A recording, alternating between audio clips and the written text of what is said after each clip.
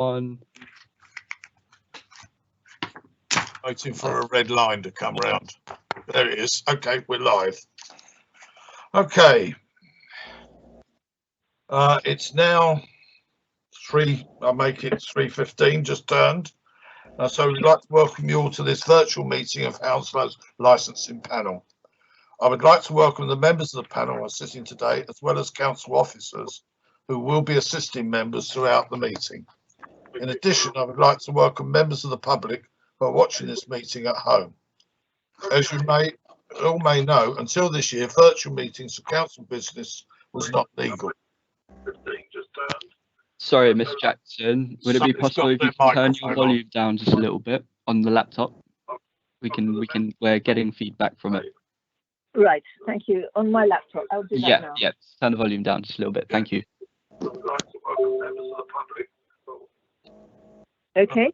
Well, yeah, it'd be better if you muted it, because what it's doing is it's picking my voice up with about a 3-second delay. But I've muted it completely. Muted it. On my... I can hear you speaking, so you're not muted yet. No, I'm not muted. But I've muted it on my laptop. Yes, this is Bill again. The laptop is enough, Councillor. If it's having a phone and a laptop running at once that causes that particular problem. Right. Okay. So let's carry on. Right. The way this meeting will work will be that as chair, I will be running the meeting and inviting people to speak.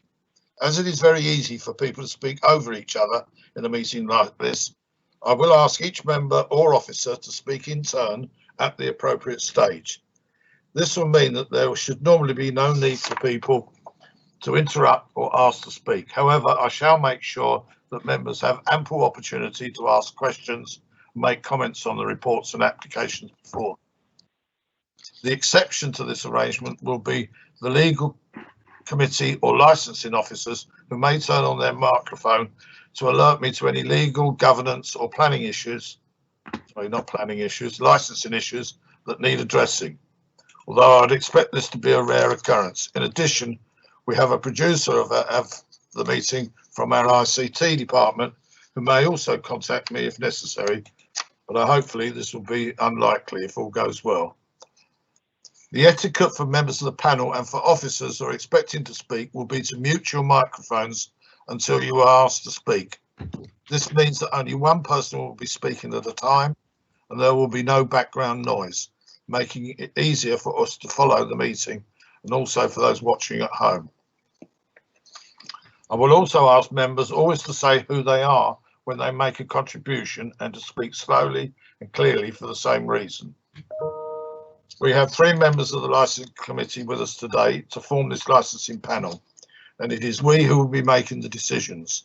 The officers of the council will provide assistance and advice as required, but the final decisions will be made by members. I would now like to introduce each of the members here tonight one by one. I will start. My name is Councillor Richard Foote. I'm chair of the licensing committee and I'm an elected member for the Hamworth ward. I go now to Councillor Giles. Good afternoon. I'm Councillor Gabriella Giles and I'm a representative for Chiswick Riverside and a member of this of the licensing committee. Right. Councillor Sidhu. Good afternoon, everyone. I'm Councillor Raghuvinder Sidhu from Bedford Ward, and I'm member of the panel today. Thank you. I'd now like to invite each officer who's expected to speak at the meeting. Firstly, I'll ask Nicola Harbour to introduce herself. Hi there, my name's Nicola Harbour and I'm the Licensing Authority Officer. Nicola.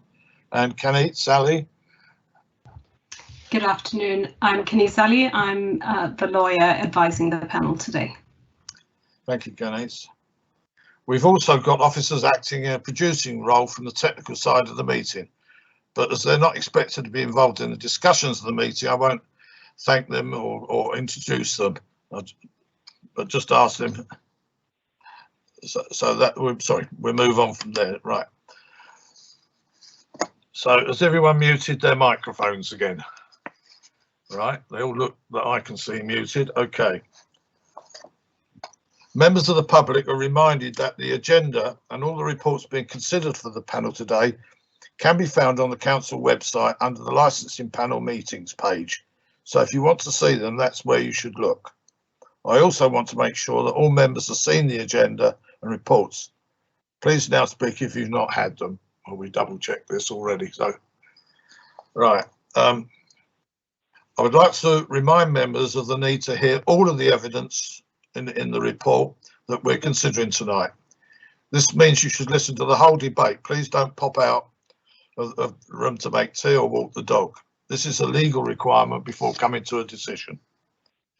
If you should find you are having technical problems and need to log out of the meeting and come back in again, please let me know immediately, ideally beforehand, but if not, afterwards by turning on your microphone.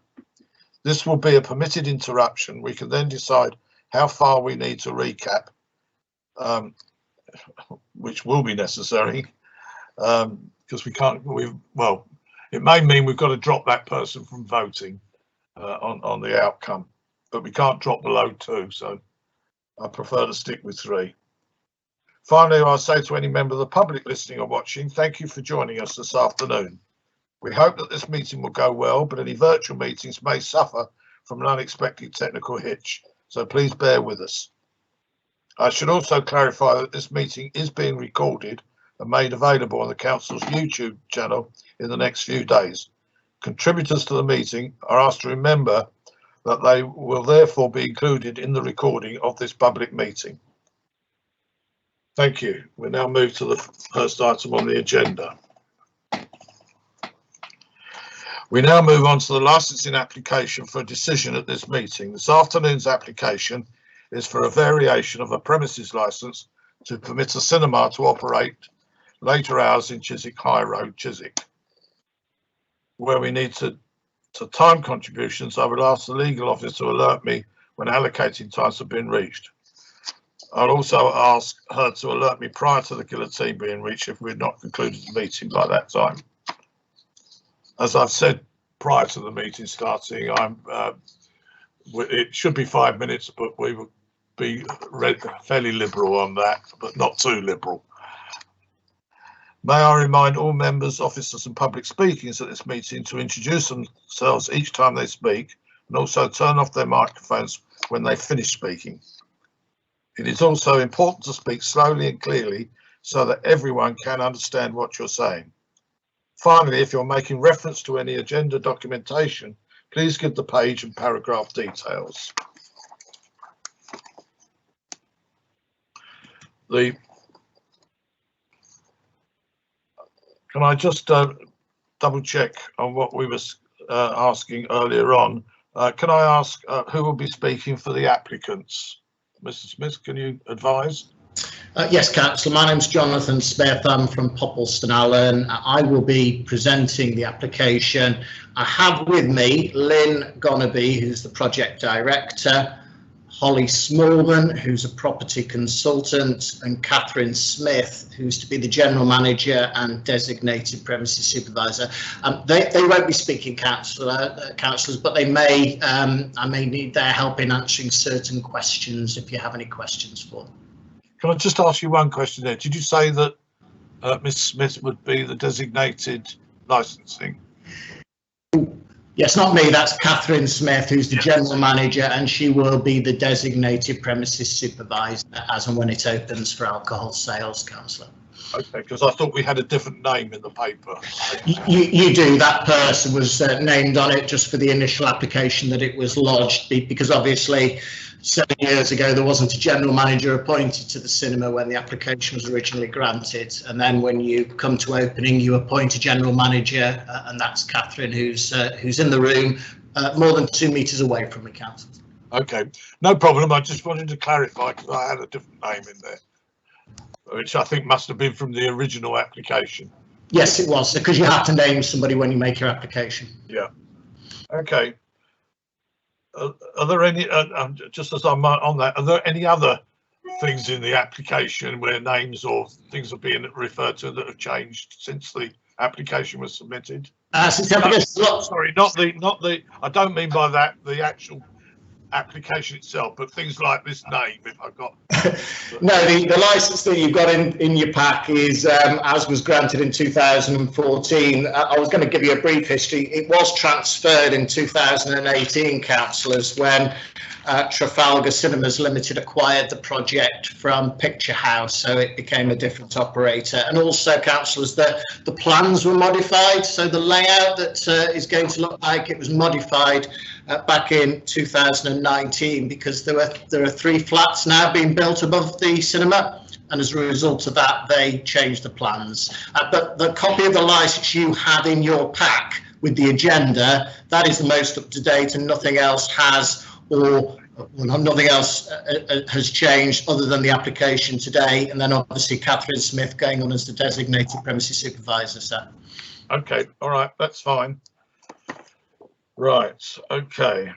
So that'd be that. And on the question of the objectors, there was from just the one person from the Residents Association, isn't it? But who will be reading out somebody else's report as well. So we get to that. Right. So the process for the application will be as follows. The officer introduction and confirmation of facts, where the officer will give their presentation on the application. The applicant will then be asked if they agree with the circumstances described in the officer's report. The next group, I don't think we have no one from police, licensing authority or other bodies present, have we, Nicola? No, we don't. Okay, so I'll cross them out. We will then invite the applicant to speak for 5 minutes in total, and then answer questions from all other parties. There will then be questions of the applicants. Other persons, including the objector's case, next we ask the other persons to explain their submissions, and everyone will be given the chance to ask questions of them. They will have 5 minutes in total overall. That 5 minutes, I think I've already covered about that being, not as rigid as it sounds. I will then invite all parties to sum up their positions, with the applicants being entitled to the last word, with their summing up being the last to take place. The panel will then leave the meeting to discuss the case and reach its decision. It will be joined by no one else except the legal officer, who's there to give advice on the law, but will not be a party to the decision. Once we've done that, we will return to this meeting, read out our decision on the application, and that will conclude the consideration of the item. We will therefore now begin the formal hearing in this case, and I will start by inviting the licensing officer to introduce the report. Thank you, Councillor. So, Nicola. Okay. Yep. Members are requested to determine an application for the variation of the premises licence in respect of the Chiswick Cinema, 94 to 98 Chiswick High Road, Chiswick, having regard for the representations received and the requirement to promote the 4 licensing objectives. The application was submitted by Trafalgar Cinemas Limited. The applicant is proposing the following: to remove condition 4 in Annex 2 of the current premises licence, regulating capacity, and approve the alterations to the internal area within the community space. They also wish to change the hours for films to Sunday to Thursday, 8 till midnight. Friday and Saturday 8 till 1 AM, and opening hours Sunday to Thursday 8 AM till midnight, Friday and Saturday 8 till 1 AM. The application has been properly made and all procedures correctly followed. The application has been attached as Appendix A. A copy of the current premises licence has been attached as Appendix B. The premises are situated in an area of mainly residential properties, and as it is located on the high road, several commercial properties. The appropriate ward and neighbouring ward councillors and responsible authorities have been consulted. Of those consultees identified in paragraph 6.2, there have been no relevant representations received. However, there have been 12 representations from other persons and 1 from a councillor in support of one of the other person's representation. The representations in full have been attached as Appendix C. Copies of both the report and representations have been sent to the applicant's solicitor. Those making representations have been informed of the time and date of the licensing panel meeting and have been informed of their right to attend. Thank you, Chair. Can I ask the applicant if they agree with the circumstances as outlined by the officer? Nicola, I thought you were going to explain to the councillors. I think you've all got the letter whereby we amended the hours that we were applying. Yeah, as I confirmed, it was sent on to the councillors, the changes that you suggest, and therefore not a requirement for me to draw their attention to that. That would be down to yourself to do. Okay, thanks, Nicola. I can outline that to you then, councillors, when I come to it. Thank you. Okay, right, fine.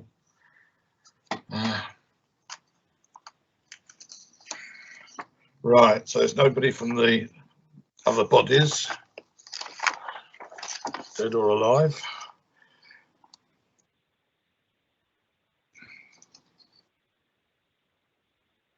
Right.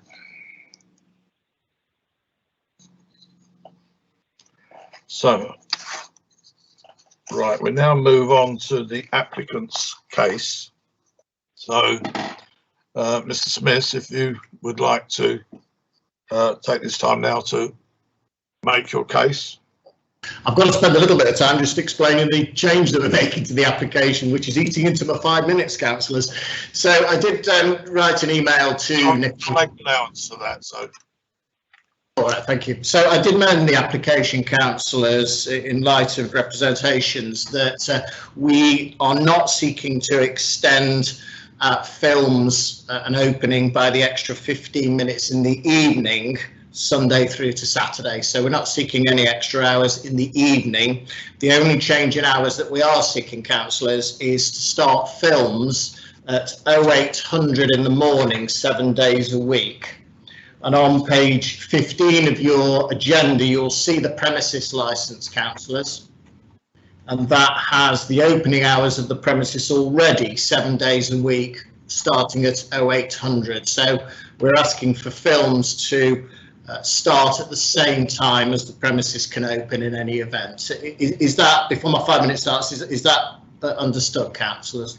Yeah, is there any other, because I seem to remember some other adjustments in some of the, not on the hours, but in some of the, oh, where are we?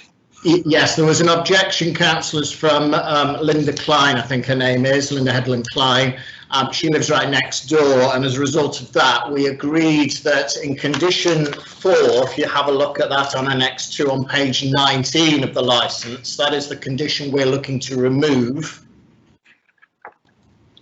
That's what we're going to remove, but what I suggested, councillors, was that we would retain, because public nuisance, on public nuisance grounds, that there would be no more than 60 people on the first floor terrace. So the 60 on the first floor terrace to be retained on public nuisance grounds.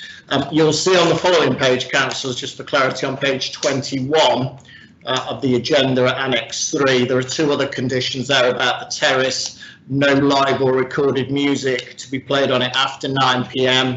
and the terrace to be closed at 10 p.m. We're not seeking to change those at all. That they were imposed by your colleagues, I think, back in 2014. They remain on. So the one that we're asking to remain on is 60 people on the first floor. And councillors, there was the condition that we put forward in the application in respect of the first floor bar and restaurant, that area be reserved for members and those attending pre-booked events, pre-booked events related to the cinema. That's in our application, councillors. The only modification I'd ask you to consider, if you're minded to grant that, it should be members and their bona fide guests. So that's the only change, councillors, to the application, members and bona fide guests. But thanks, those are the modifications before I start. Okay, yes, right. Okay, well, if you kick off now, we go into the main part. Yeah. Thank you, Councillor. So you obviously have the application. I've explained what we're seeking to change on the application. A little bit of potted history for you, because there's some suggestion from residents that we're looking to creep extensions. This whole cinema has been the brainchild of Lynn, who's in the room with me, for about 20 years, I think now. It was originally granted a licence 7 years ago in September 2014. As I mentioned, it was transferred to Trafalgar Cinemas Limited out of Picture House, who originally acquired it. Then in October 2019, there was a minor variation to change the layout because of the 3 flats that were being built, and that reduced the licensed area. In December 2019, there was then an application lodged to remove the capacity altogether that received representations from a resident, and that was therefore rejected as a minor variation. In November 2020, again, there was an application by us to reconfigure the capacity on the first floor bar, restaurants and terrace by ourselves to make it 90 people in total. Again, that was objected to as a minor variation. So we are before you as a full variation. And as part of that full variation, we've sought councillors to remove the capacity altogether, other than, as I just said, 60 on the terrace. So the licence was granted 7 years ago. It was dealt with by Holly Smallman, who's in the room with me, without legal advice, because it is very unusual for any capacity to be included on a licence these days, and I will explain that shortly. So it was done without legal advice. There have been changes made to the scheme with the flats then, which have gone on top of the cinema, but also the proposed operation at the cinema is now changed so that the first floor bar, terrace and restaurant is going to be reserved for founding members and their bona fide guests only, councillors. So that wasn't a condition on the licence. So that is actually something which is more restrictive, whilst we're seeking to remove the condition about the number of people in the cinema, and on that area we are actually saying it will only be members and their bona fide guests. So that's the application before you. We're not changing what the cinema is. It's still a community cinema showing independent films with art house films. There'll be Q&A events, director's cuts, everything will be cinema film related. It's still a 5-screen cinema. It can still accommodate 403 people. If you have a look at the plans, it's over 4 floors, 5 screens. The vast majority of the area is set aside for cinema, and it is a condition on the planning councillors that the bar restaurant use, any bar restaurant use, must be ancillary to it being a cinema. So there is no intention to change what we're doing here at all. There is no change. Have a look at the plans. We can't turn this into a massive big pub, into a Wetherspoons, because the layout is the layout which is attached to the licence and it cannot be changed without your approval. What we are seeking to do is to remove the capacity, because the capacity, as you read it on that condition 4, restricts 30 people in the first floor restaurant and 60 on the terrace. And if you have a look at the plans, councillors, which are on page 22 of the licence, and indeed the plans we lodged with the application, the actual terrace area on that first floor is roughly about half the size of the actual bar restaurant area at first floor. So you could actually, it's twice as big internally as externally, yet we're restricted to 60 people on the terrace, yet rather bizarrely 30 people in the first floor internal bar restaurant area. We had sought to reconfigure that in this minor variation, so we'd have a total of 90 between the two, but no more than 60 on the terrace. But that was rejected as a minor variation, which is why we're back before you today, councillors. I should explain the initial hours application that we lodged to extend the hours both earlier and later was to mirror the planning permission, because back in 2018 the planning permission was actually varied to extend the hours to midnight during the week and 1 o'clock at weekends. So it was actually extended, so we were simply seeking to mirror those hours on the planning, but residents objected to us seeking to tie the licence in with the planning, so we withdrew it. Why are we removing the capacity? Because capacities, councillors, they're not appropriate. Capacities are very rarely attached to licences these days. I don't know if any of you recall back in the days before this Licensing Act, well, there was something called public entertainment licences, probably Nicola can tell you about those, that you had public entertainment licences which ran to pages and pages of conditions and had capacities. But the whole point of this Act is that if you are required by a separate piece of legislation to do something, that it's not appropriate to duplicate it by putting a condition on the premises licence where the two are inconsistent. Now, we are required by Building Regulations 2010 to have a fire safety strategy. We must do that, and that sets the safe occupancy for the floors. We must also have a fire risk assessment done as part of the Fire Safety Order 2006. We don't have a choice. We must do that. We have to provide a fire risk assessment, and we must do that by law. And that fire risk assessment council identifies risks and hazards and what you do in an emergency. And part of that says this is the safe number of people. You can have this number of people in safely because you've got to get them out safely. So that is your maximum capacity, and we must do that under a fire risk assessment. If we don't do it, the London Fire Service can serve an enforcement notice, we can be fined, and we can be closed down. Now, our safe capacity under that fire safety order, to give you an idea, for that first floor area is a total of 115. But if you have a look at the plans, councillors, there's a private screen and a private cinema and a private dining area for 16 people. So if you had the 16 people and you had that would take you off your 115, leaves you in 99 instead of the 60 plus the 30 being 90. But of course you would have staff as well. So it's a very similar number, councillors, but you might have more staff on duty that night. It might be staff heavy. It could be that the private dining area and private screen isn't being used and you've got 5 members of staff on, which means we could, under our fire strategy, have 110 people.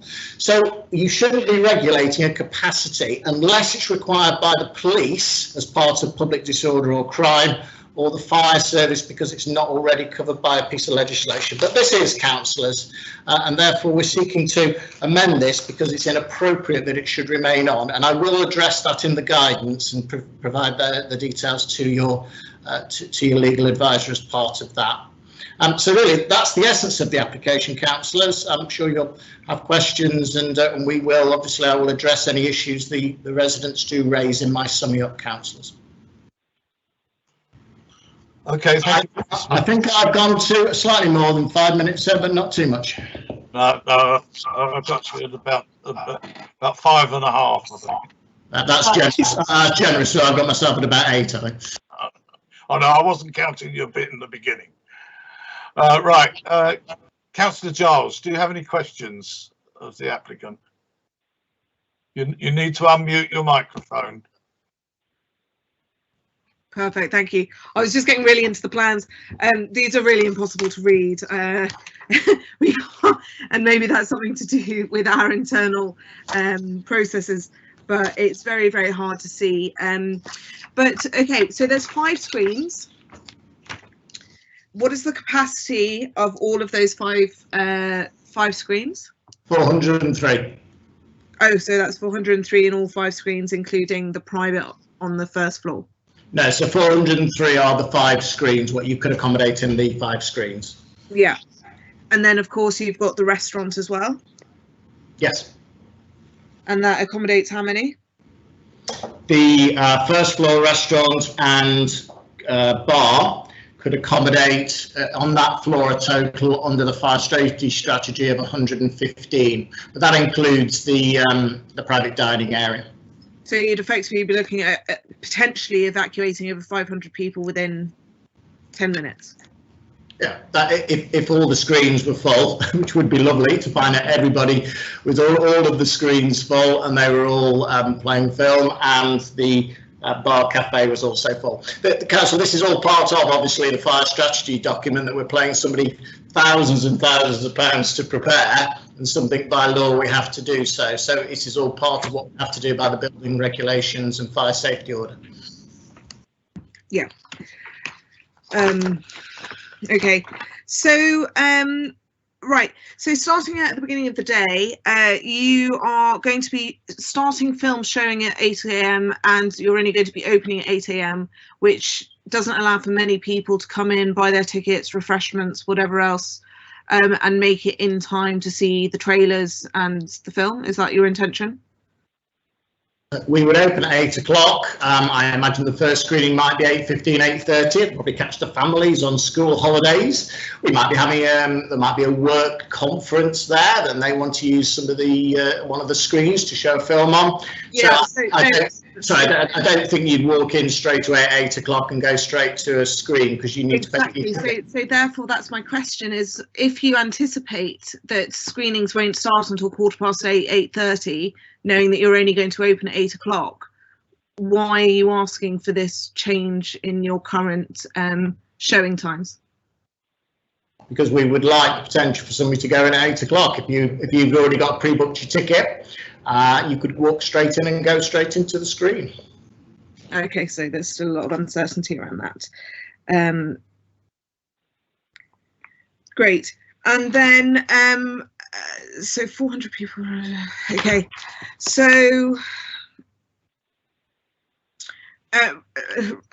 Chair, I think you might need to come back to me. I've got a couple of questions, but I haven't quite been able to get my mind and go, if possible. You're muted, sorry.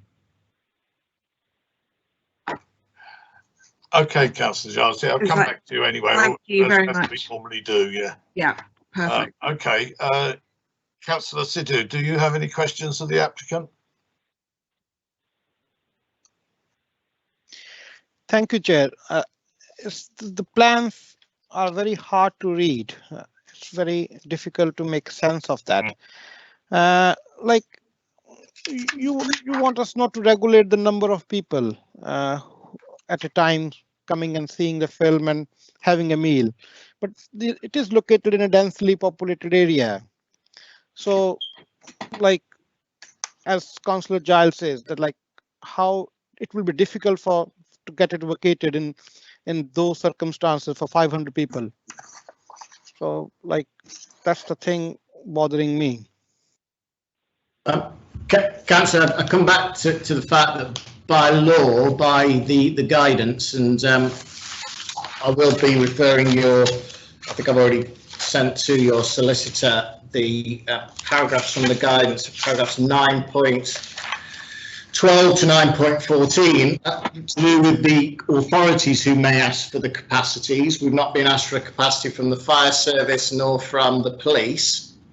And when you're looking at conditions and safe capacities in the national guidance, which you must have regard to, councillors, you only impose a safe capacity on a premises licence if it's appropriate to do so to promote public safety or disorder on the relevant premises. These are the words I'm using, councillor. So if a capacity, it says, if a capacity has been imposed through other legislation, and I hope you've got my point here, I did have to rush myself because I only had 5 minutes, that under building regulations 2010, and under the Fire Safety Order 2005, we must set a safe capacity. We don't have a choice. We must do, and if we don't, we can be criminally prosecuted and fined and shut down. So, councillors, we do still have to regulate ourselves, and we do still have to have a capacity, a safe capacity on our premises. But long gone are the days, councillors, where there are capacities on licensed premises under the Licensing Act 2003. The capacities are now left to the fire service to ensure that you're operating to a safe number of people. Can I just, I presume then that you have some form of agreement from one of the authorities to actually regulate those times, either planning or the fire authorities. I'm looking at the planning document, which was August 2016. I'm trying to find something on there and there isn't anything. So if you're looking at the planning, sir, that I sent through to you, that's the planning first of all, and this was to do with the hours that we were able to open the cinema for. Then on the planning document you should have is actually dated 2018. The planning hours are set out at paragraph 7. Right, well, I don't have the document. I did send it. I mean, planning, we are not, these are two separate entities, so. No, you just asked me about it, so that's why I was answering. Yeah, no, I was wondering whether it was in there, and I haven't seen the document 2018, but they are planning and licensing. I'm saying this as much from my colleagues' attention as anyone else, but planning and licensing can put items on their part of the plan, either licensing rules or planning, but they are two separate entities. So yes, just times put on by planning would be valid, but can't. For instance, we can't have a closing time of 10 o'clock from planning, and then issue a license to remain open and sell alcohol until 1 o'clock in the morning. We can't contradict what's happening, and vice versa, but they are separate entities. Yes, I was trying to answer your question because you asked it. So there is at planning condition 7, we have planning permission to open from 8 o'clock in the morning. This is for films and opening, from 8 in the morning to midnight, Sunday to Thursday, and from 8 o'clock to 1 o'clock Friday and Saturday. And on the premises licence hours, you'll see, councillors, which is on page 15 of your agenda. Yeah, I'm seeing on the, I've got item 7 on the 2016 one, I think it is, that says cinema screens Sunday to Thursday 0800 to midnight, Friday to Saturday 0800 to 1 AM. That's on the planning. Yes, that's what we've got on the planning currently. I'm saying planning.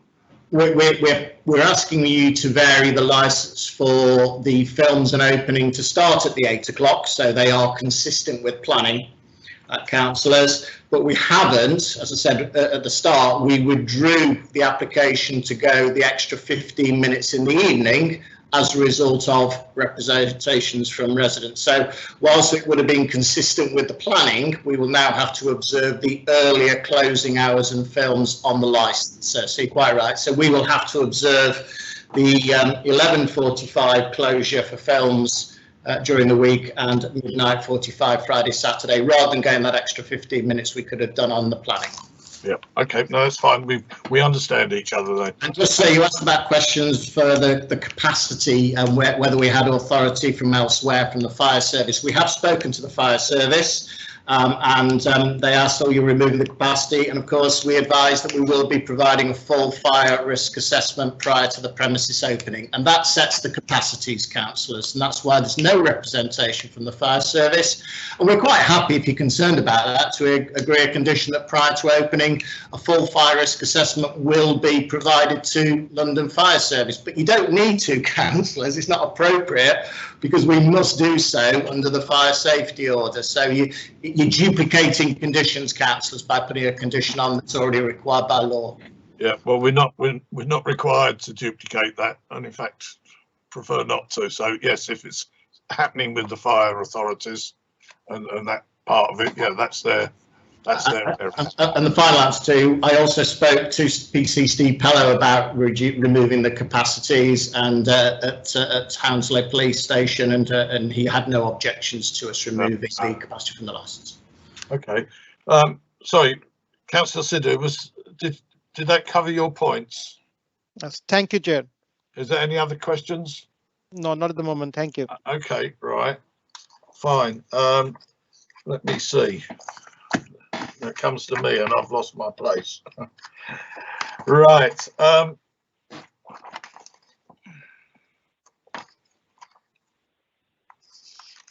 I think we've covered everything that I was going to ask about. I'll look while I ask my colleagues if they've got any further questions. Chair, I've got mine. Giles, yeah. So how many films were you originally intending to show if your start time was going to be 9 AM? There'll be no change in the number. It will just allow us to show a film earlier. So you've got your children at home during the summer holidays and you want to come down and watch some children's movie a bit earlier than 9 o'clock. Yeah, you don't need to sell it to me. I'm actually, you know, it's like I'm very excited that there's a cinema coming. But okay, actually, I've remembered. There's no more, Councillor Giles, in answer to your question. So, how many founding members are there? That's a commercially sensitive, and I can't advise you. What I can advise you is that the membership, founding members, it is full, and there is now a waiting list down to gold members. And how many members are there? In total, is that commercially sensitive? No, we'd rather not say. We'd rather not say, Councillor. So you're asking us to grant permission to the first floor restaurant for all members, but you're not able to disclose that number? It's only founding members who can use the first floor terrace and bar. So how many founding members are there? The points remain. Capacity for the first floor without disclosing us how many members, founding members, there are. I'm sorry, Councillor, that's irrelevant because you can't get all of the founding members. I'm not sure you're quite understanding my point, Councillor Giles. We can't get all of the founding members. We wouldn't be able to get them all into the bar, particularly if they brought guests with them. We are restricted by law as to how many people we can safely have in that first floor terrace, bar, restaurants, private dining and private screen. We're restricted to 115. So the maximum number of founding members we could have in that first floor membership area would be 100. You've answered my question now, but that's fine. But so okay, that's quite interesting. Sorry, I just find it a bit ridiculous that you're not disclosing it, but you're asking us to extend the numbers. But so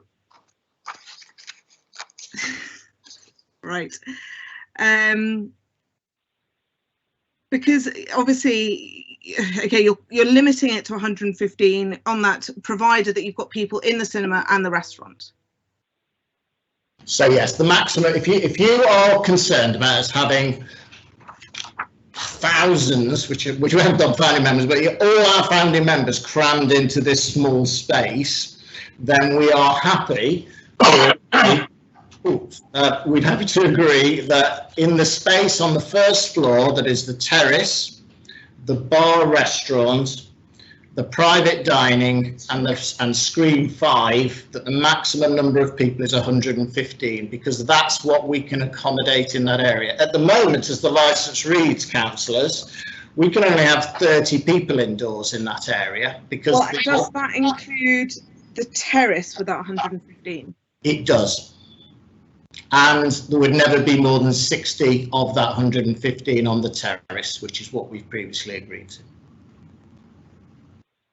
But you are, again, you're getting back, and I guess I'm going to have to ask you to take legal advice on this. You're getting back into fixing a capacity. The 115 is. No, I'm not worried. It's just, I'm just struggling to find with.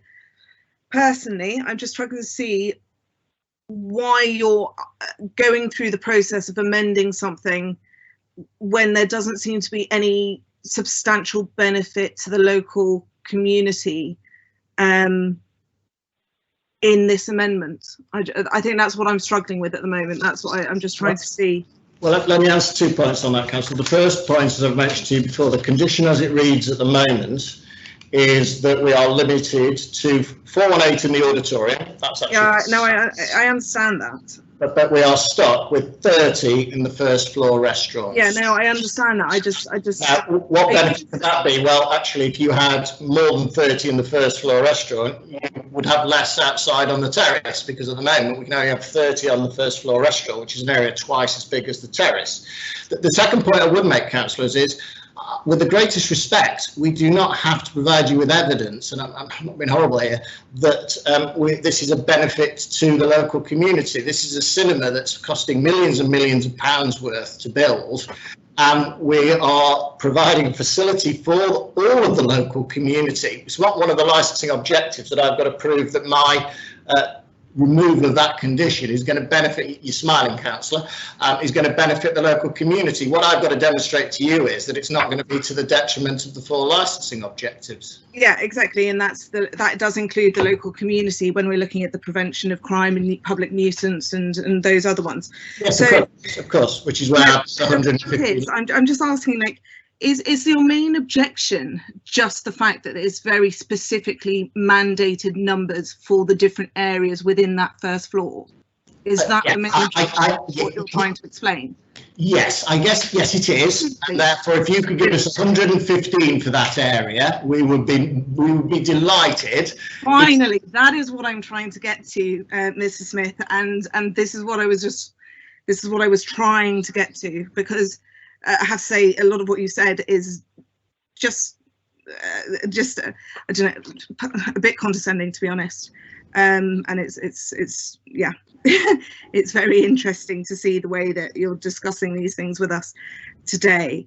And so that's fundamentally what it is. And you ultimately just want an additional hour on your ability to show films at 8 o'clock in the morning, and you don't want a restriction on your first floor capacity.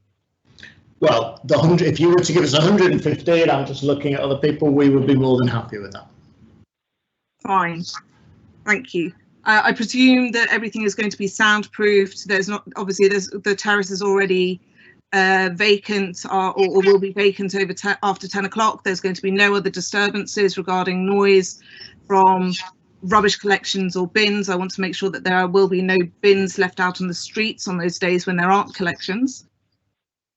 Well, we've already agreed, councillors, in Annex 3, you've got 2 conditions there: no live recording music after 9, terrace will be closed at 10. Well, the bins, there are already conditions on the licence, so we're not changing anything that would necessitate any reason why we would need any more bin collections. So there are already conditions, I think, on the licence, councillors. Yeah, no, I'm just trying to confirm those with you, just because it wasn't clear from the paperwork. And okay, that's fine. I think those are my questions answered, Chair. You're muted. I'm not listening to my own advice. Councillor Sidhu, do you have any more questions?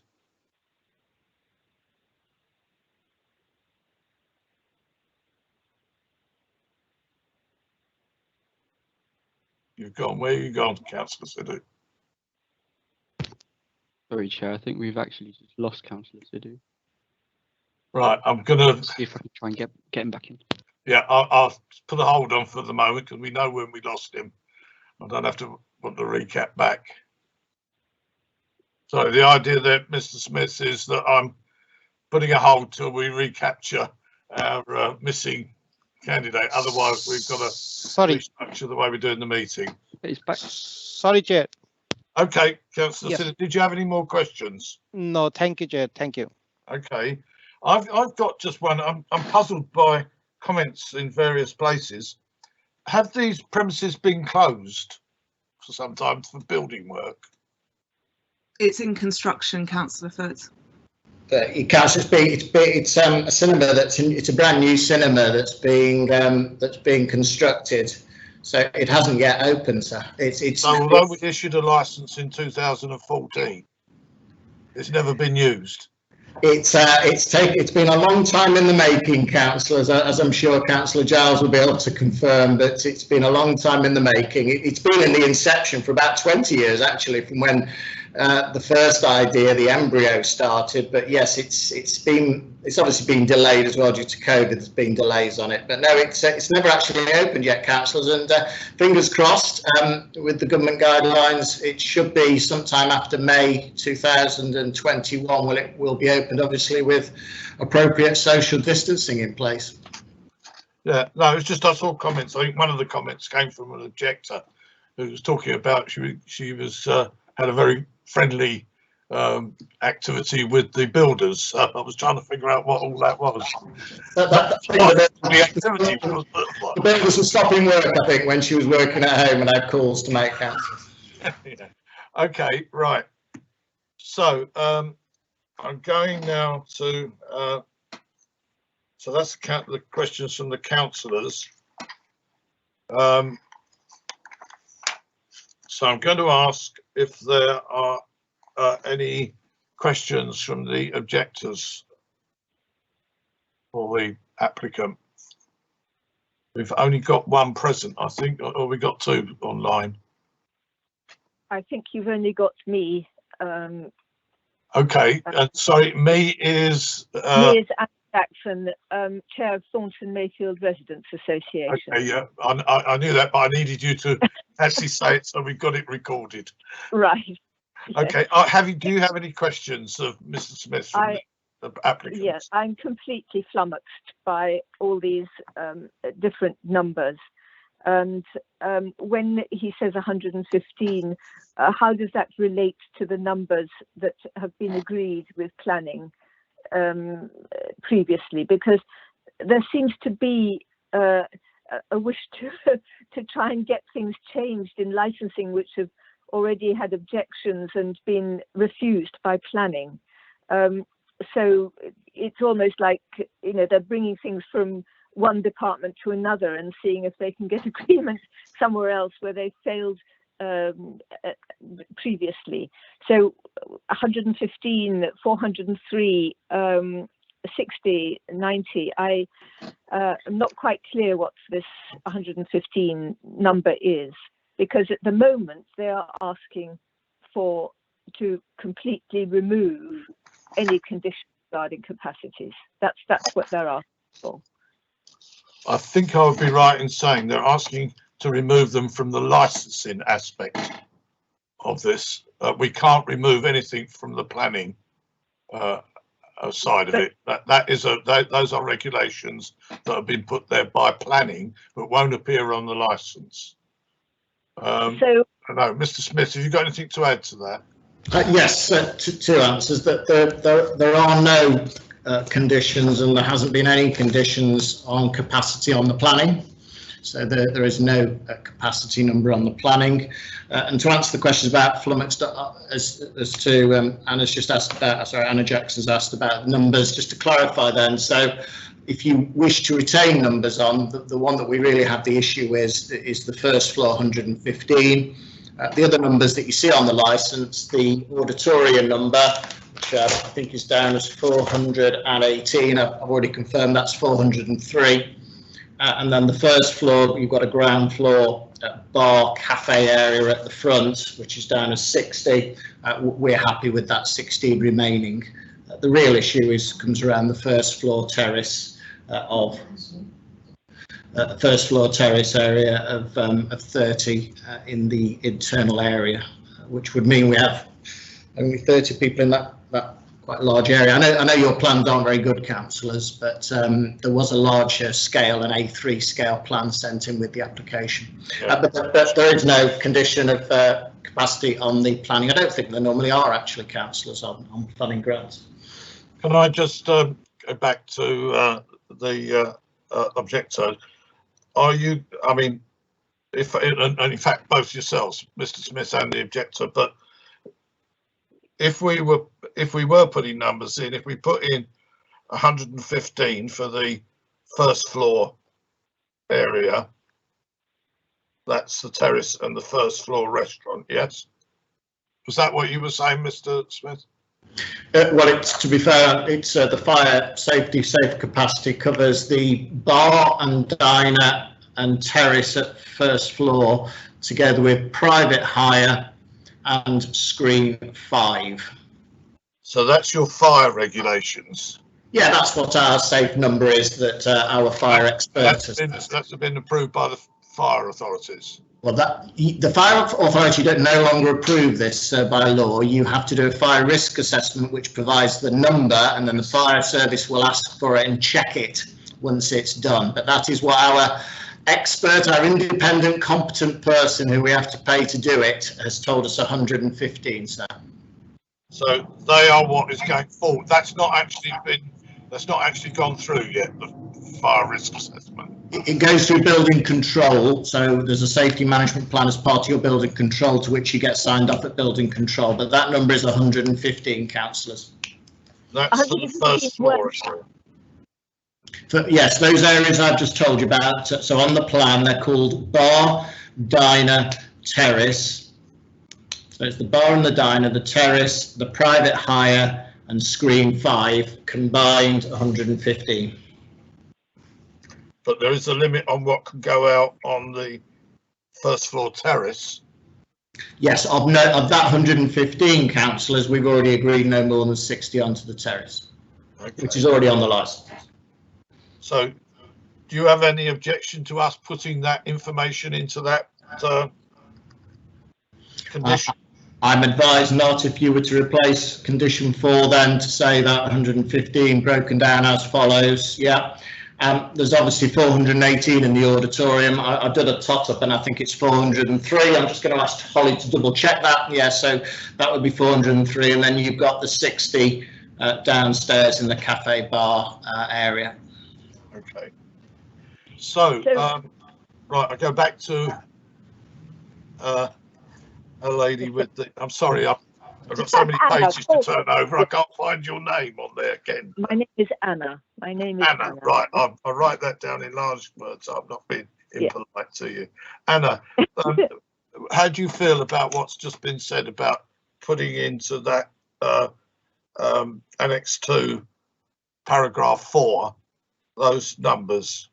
We are against increasing capacities because of the increase in public nuisance. We're very concerned with the prevention of public nuisance, and I'm still not clear with this 115. What I would like Mr. Smith to tell us, what is the difference between that number and the total number that he is allowed at the moment? I can tell you that we're allowed at the moment 60 in the terrace. Yes. We're allowed 30 in the bar diner at yes. floor. We're allowed 15 in screen 5. Yes. And well, I suppose 15 in screen 5 and also 16 in screen 5 and the private hire. So that gives a total of 106. I think I'm right. And what you're saying is you want 115 instead of 106. Is that right? I think that if you have a look at condition 4, the real issue, councillors, and I think I've explained it, is that let me read condition 4 is the number of people on the premises will be limited to 418 in the auditorium, 60 in the ground floor bar. Now that's the areas you come in to the right hand side where you've got your concessions and your tills, and there's a bar area and cafe area. So 60 on that in the ground floor, and then on the first floor, and this is the issue, you've got 60 on the first floor terrace, that's fine, but then it says and 30 in the first floor restaurant. And it's that 30 in an area which is twice as big as the terrace, which would mean we'd have to have 60 people outside in the cold and 30 people inside in the restaurant.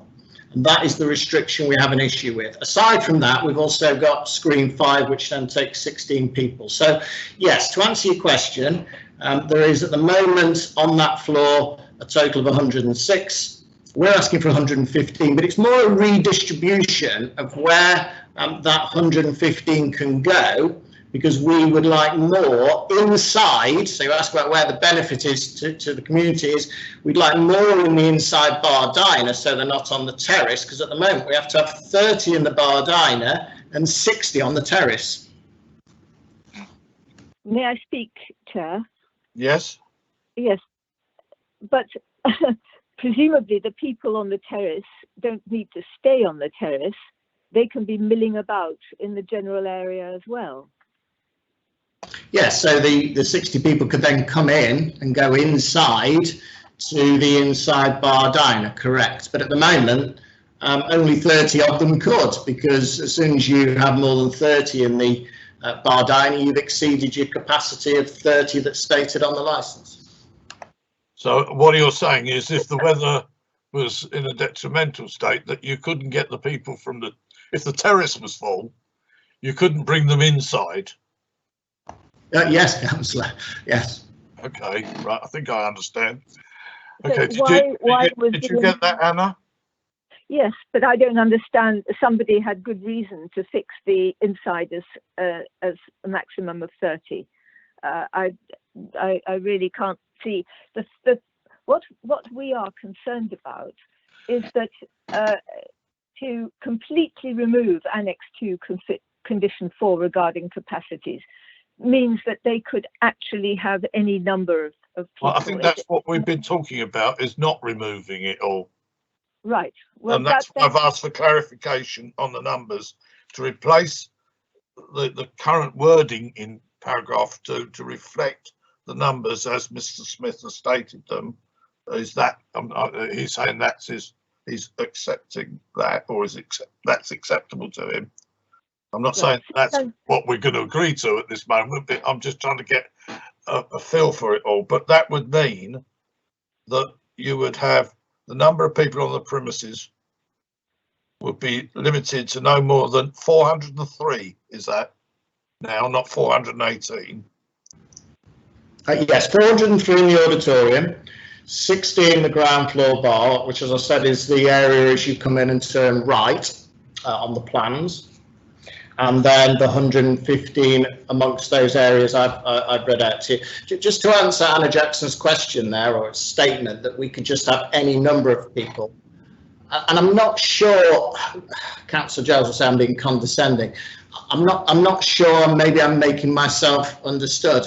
We cannot have any number of people because we cannot, by fire safety, we would be breaching fire safety law to have more than 115 in that area. So we just cannot do it by law, covered by fire regulation, fire legislation. Right. I feel at a disadvantage here because I am the only objector, and I am not, I can't speak for everybody who is unhappy about the capacity. No, I can see what you're saying, but I think we're trying to clarify what needs of how it's being put to us. That's what I'm looking for, so we can get some clarification. But I can't take into account the fact that you're the only objector that's turned up to make the application. That's nothing in our control.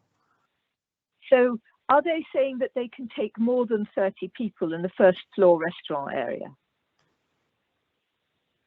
That I understand is that what you're wishing to do? I didn't hear Anna Jackson's question. I'm sorry. Can I say, I think that what's being said is on that first floor, they're looking for a total of 115, correct? Correct. So what we're asking it not to be is designated by areas to do this standard other than no more than 60 on the terrace for public nuisance grounds. Right, that's the point. So it's 115 with the proviso that no more than 60 persons should be out on the terrace at any single time. So but the overall is 115. Yes, sir. Yes. Okay. And at the moment, the overall there is 30 plus 60 is 90. Is that right? Plus 16. I just. Are you? Yes. That's correct. What I think Mr. Smith's case is that where are we? The restaurant area is twice the size of the terrace. Limiting that to 30 persons, what he's saying is if I'm right in saying it doesn't make sense from that point of view. So there is, if it's 60, if it's half the size of or twice the size of the terrace, I'm not saying it would take twice the number, but it would certainly seem capable of safely taking that. And whether it's safely or not is not our consideration. That's the consideration of the reports that Mr. Smith referred to that are in the process of being done. We do not have authority over that. Yeah, if it helps, that you can't sort of say, well, 60 on the terrace, therefore 120 in the bar diner. And this is where I'm coming back to fire safety again, because the safe number of people we can evacuate from that area, just to stress again, is 115 people. So we can't say, well, we'll have 60 on the terrace, 120 in the bar diner, 16 in screen 5, because we can't safely evacuate that number of people. We can safely evacuate 115. Right. Does that make it clear, Anna? I understand what Mr. Smith is saying right now. What I don't understand is why, in that case, the capacity was limited to 60 on the terrace and 30 on the inside in the first place. I can't tell you that because that was. Well, look, can Mr. Smith explain that? Because somebody made a decision on that on some grounds. Yeah, but it's not up to us. It's not our. What I'm reading or what I've seen is that we do not have the authority as a licensing authority to put the numbers on. That's being regulated by the fire authorities. No, what I mean, why was this original capacity? I can't tell you. Can Mr. Smith tell us? That is my. You asked a question to Mr. Smith. Can Mr. Smith tell us why this figure of 30 plus 60 on the terrace, 30, was agreed and decided? Mr. Smith? Yes, well, I didn't deal with the application 7 years ago. I wish I had done. So I didn't deal with the application. It was actually done, of course, by a different company, bear in mind. It was done by part of Cineworld, so we didn't actually make that application. The only reason I can think about why it might be is the plans were very much different in 2014, because there was a plan to, at the time, there were not the 3 flats being constructed, but they're above the cinema, aren't they?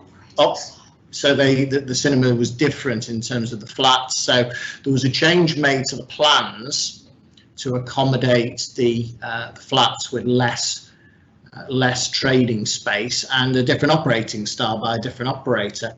The numbers, however, were not changed from the 30/60. I can't give you any other explanation, councillors. As I said, I wasn't involved though, Anna Jackson. Sorry, I wasn't involved in that application. Can I come in there, Councillor Foote? Yeah. I can spread some light on that. It's Nicola. Sorry, it's Nicola. Okay, Nicola. Okay, so the original application, the applicant put that condition on that application. Therefore, when the application was granted, it was then transferred onto the licence. So it was the applicant that put it on. The original applicant put that on the application. Okay. Therefore, when the application was granted, the conditions that were on that application were then placed on the licence, as with all applications. But it's not compulsory. No. No. It was just put on there by the original applicant. That's the only reason. Okay. So what we're dealing with, Anna, is a different set of circumstances, I think. Right. So, I thought that perhaps because Mr. Smith has Lynn and Holly and Catherine with him, perhaps they would give a reason why this was originally agreed as 30. Because I know Holly and Lynn have been around this picture house thing for a very long time. I wish I could, but we don't know. We don't know. We don't know where the 30 came from. I'm sorry. Okay. Could I please ask, with all these numbers, which isn't my first skill, a main skill, what is the maximum? How has the maximum capacity of this building as a cinema and restaurant and bar and so on? How would this change the present legal? The total capacity in relation to the capacity that pertains at the moment? is it just a question of moving the people around into different spaces in the building, or is it actually giving the possibility of increasing the numbers of people in the building over what has previously been agreed? Shall I answer that, Councillor, or try and answer that? So just having a quick look at it, that if 418 drops to 403, that's minus 15. And then we're saying the 60 and the 30, which is 90, that increases to 115. So you've gone up 15. So I think we've gained about 2, because the first floor bar area, the other licensed area, sorry, not first floor, ground floor bar area remains at 60. So there's no change there.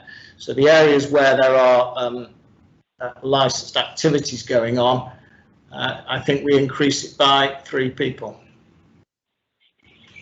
Right, so do I make that? No, we don't. No, sorry. I think it's exactly the same.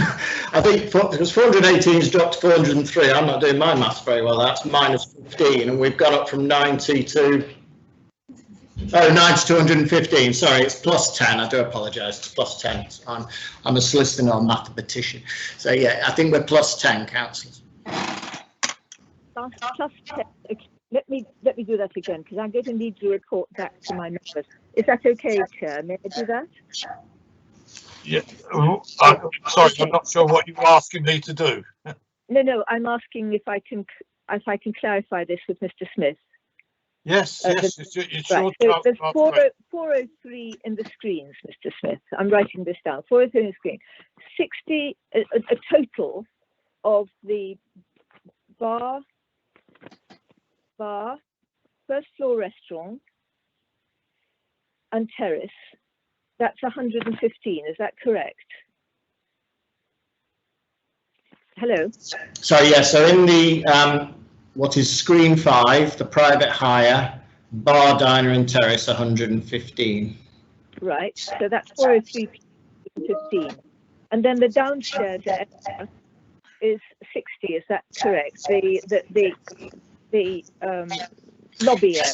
So well, no, just to be clear, that's 60 in the ground floor bar, which is as you walk into the right. There is then a foyer area where people might be waiting and buying tickets on a screen. So that is not mentioned at all on the licence as a capacity.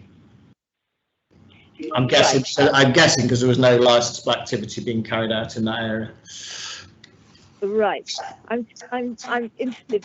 Obviously, my members are interested in the capacity of the building as a whole, as well as on we agree the terrace. Yeah, but that's not, Anna, the capacity of the building is not a licensing activity, that's planning. Indeed. If this is if the licensing is changed, this affects that in such a way as to affect the capacity of the building. This is something that would concern. I'm sorry. Us. We look, the capacity of the building is set by planning. Our license can't increase that. I mean, what we've got here is from what I can see, that the numbers that were in here, none of which were mandatory. These were numbers that were put in there at the time by a previous owner. And it came to, let me see, 568. And the numbers that we're now talking about is what, 553, 403, 60 on the ground floor. I get 578. And 90. Was it 578? Okay. That's what I get. I get the 403 from all of the auditoria, not including the private screening. Yeah. So added that with the 115 that has been detailed through the fire capacity stuff, and then the 60 for the ground floor bar. Okay, so we're talking about, what did you say, 578? Yes, that's what I. That's right. 10 more than what we've got there. Councillor Foote, can I just check that screen 2 is not on the first floor?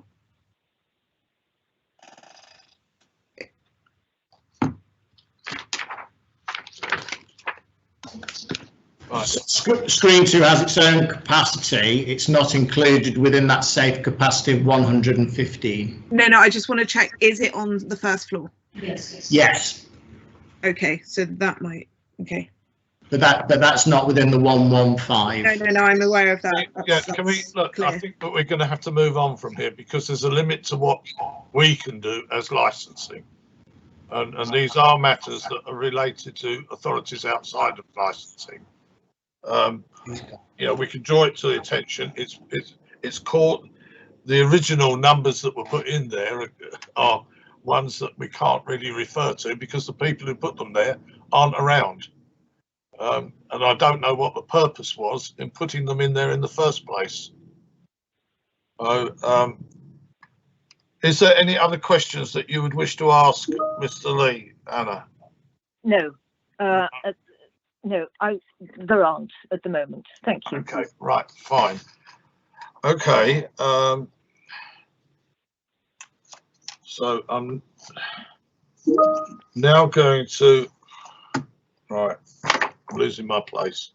I'm now going to go to the objectors for them to make their case, but it would be helpful if we didn't go back over ground that you've gone over in questions, Anna. But yeah, I'll try. Okay, it does have to do with capacities, but I'll do my best. Okay, right. May I start now? Yes, yeah. Okay, all right. Thank you. Well, we are asking you, please, to object to this application.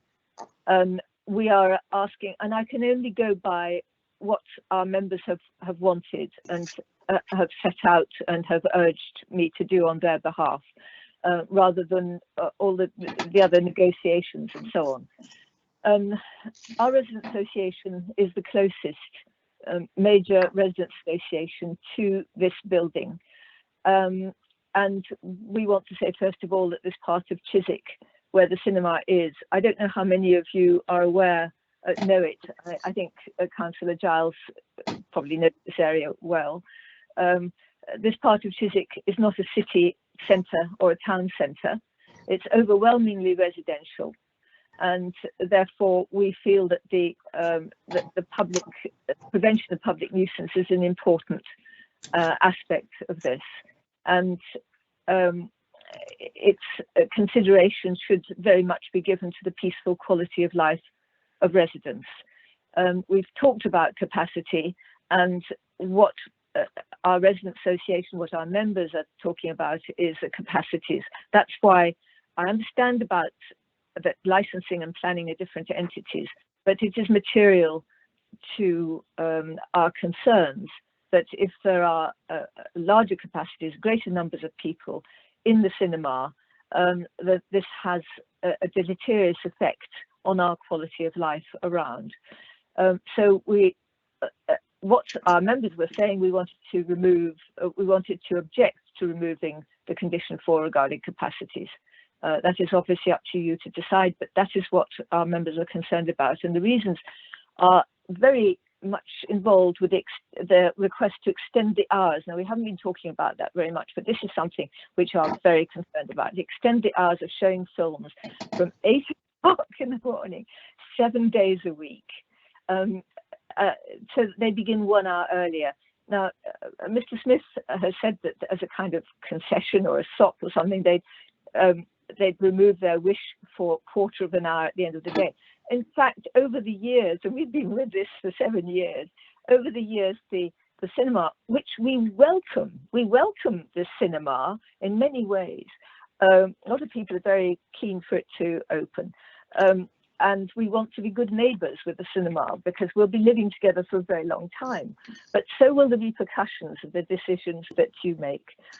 And they have continually tried to creep up either through licensing or through planning, the extra time and so on that the places open, the extra licensing hours, and it goes on and on. So we are, they are now asking for an extra hour, 7 days a week. So they're saying they won't ask for an extra 15 minutes at the end of the day, but they want an extra hour at the beginning of the day. And in terms of protecting children from harm, this has to do with to say members and founder members and bona fide guests. Well, anybody can be a bona fide guest, and there could be lots of other different people in the building. Now, in terms of the current hours of showing the film were beginning at 9 a.m. and we all thought that was quite reasonable, and the capacity and so on. But the capacity has also to do with the earlier time. There'll be a lot of traffic. We are aware of this. And people from Riverside will be not finding it very useful to come by public transport with their children, as will people from all over Hounslow who want to come to this, and elsewhere from Hammersmith. And we wish the cinema well, and they will certainly want to attract a large number of people, and are not thinking, of course, about the benefit to the community, although we're sure that people will enjoy it. Parking. This is a huge problem around where we live. And to come in at 8 o'clock, potentially, all during the school holidays, we've talked about the kids coming, they have to be brought by their parents. They're not going to walk. They'll be brought by their parents. 8 o'clock is before our controlled hours. We have controlled hours, but the cinema has not mentioned controlled hours on their website. The website at the moment, because it's closed, doesn't talk about this. But previously, the website gave directions for getting there, but they didn't say that there were controlled hours and it was difficult and please come by public transport. They mentioned that parking was available in the streets around. We would very much like, I don't know if you're able to ask for conditions, I don't think you can, for them to put something on their website, but we would hope that as good neighbours that they could give us an assurance that they will work with us on what they put on their website about how they can access the cinema, because it is material to our health and well-being. 8 o'clock at the moment is before our controlled hours start, and a lot of people who there are more permits than cars, and people are fighting for the few places. They leave their cars in all kinds of spaces before 8 o'clock so that they can just park overnight. They will have to get up earlier and try and move their car somewhere. They won't be able to do it if there are people from the cinemas dropping in and dropping off and coming early and staying with their kids to watch the children's films, all that kind of thing. This is going to, as it is, with 8 o'clock, we certainly, the council will be having to heave around and maybe change the controlled hours where we live, and it'll create a lot of difficulty for us. A greater capacity would mean that more people will be coming to the films if they're starting earlier, before the controlled hours. So these are the things: noise and disturbance. People will be coming in from the tube at 8 o'clock, much earlier than that, to get their queue up and get in, rush in if the film, if they've got tickets and they want to get in. And we're already going to have a problem with them parking, slamming their car drawers, or cheerfully they've got to have seen a nice film and had a good meal and some drinks, and they're going to be walking past our doors and our homes, chatting on their way to or from Turnham Green Tube, which is just around the corner. So on the basis of public nuisance, with the families bringing their kids, that's the protection of children from harm, the public safety, well, as it was, we were concerned about capacities. That's the public safety angle. But we are very concerned that adding on an extra unlimited capacity, because in the future, the regs may change, things soften. Once an unlimited capacity is specified, then it can be unlimited. And that, although it may be within safety regs, nevertheless, it might just increase capacity for all the noise and disturbance and public nuisance that is in this primarily residential and noise sensitive area. I'm delighted that they're going to keep the terrace at 60. That is excellent, because that is going to be noisy for all the residents around about. That's going to be hard enough for them as it is. But we are asking you, please, not to allow this extension of the earlier extended hours. There are going to be more people going in at these times. There may be a limit to the capacity at any one time, but they're going to be with extended hours. There's going to be more and more people going in earlier every weekend, all the school holidays, from 8 o'clock, and that we're really not happy with that. And we would also like to keep the condition 4 regarding capacities, because I don't have the authority to change that. And once something is completely removed, then other things can change. Building regs may change, the fire brigade may, all these things can change. At the moment, we are comfortable with what has been negotiated over the years with planning, with licensing.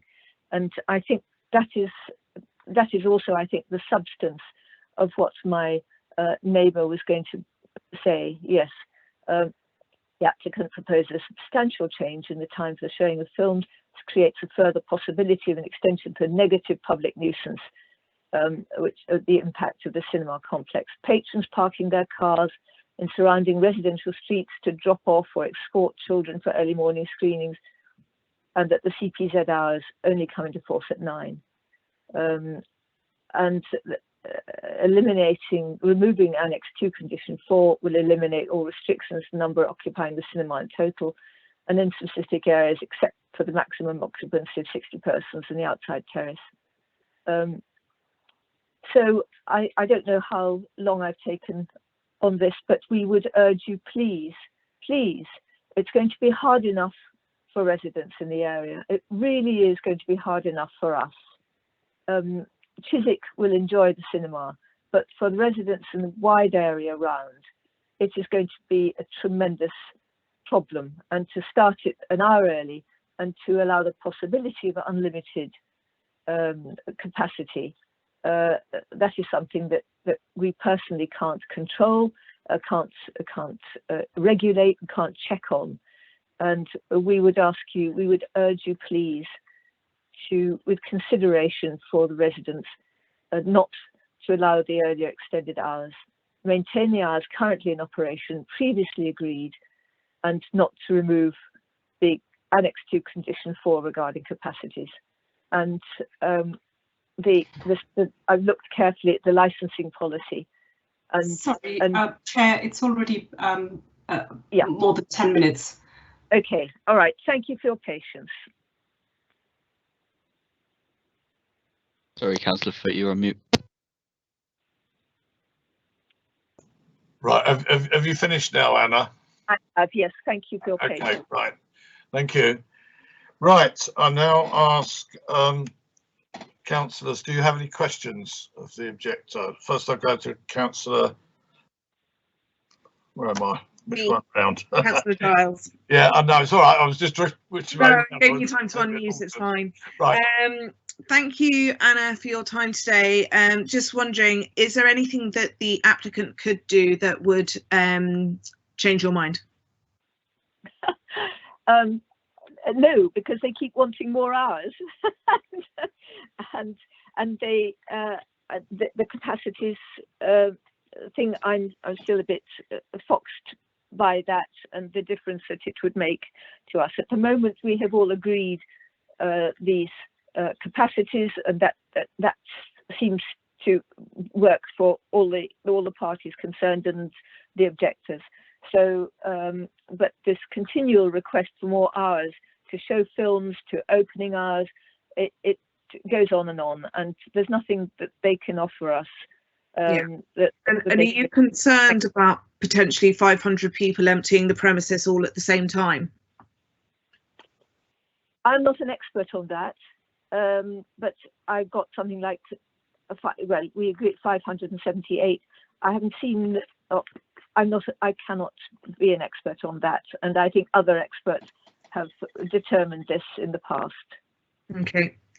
And it's also the people. It's not only the fire regs. It's also the increased capacity in the streets around and for parking and so on. Yeah. Thank you. And obviously there is residents parking around the cinema, but would you want the cinema to, I don't know, encourage people to come via public transport or other form? Would that be acceptable rather than just by car?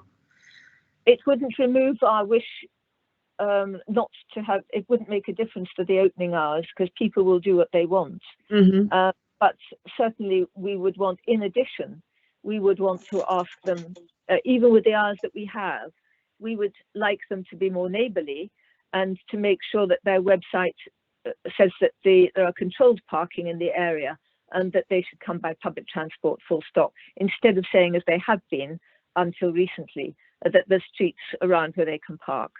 The council is going to have to pay out for a lot of extra, and our parking permits are likely to go up. We may have to extend our hours in the evening. It's going to be awful. Chaos. Councillor Foote, those are all my questions at this time. Okay, thank you, Councillor Giles. Councillor Sidhu, do you have any questions?